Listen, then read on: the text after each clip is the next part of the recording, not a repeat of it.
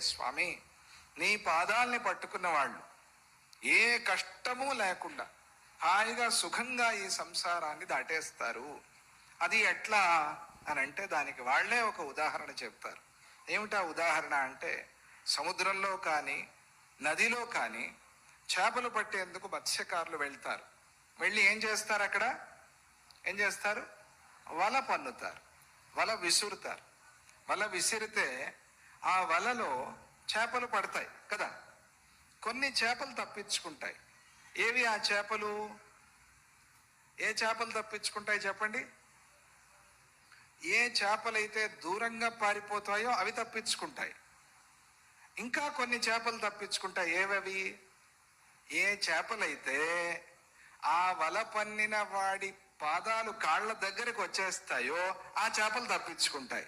మేము కూడా అలాగే ఈ సంసారం అనే వలలో పడకుండా నీ పాదాలు పట్టుకున్నాము కాబట్టి వల నుంచి తప్పించుకున్నాము అని చెప్తారు.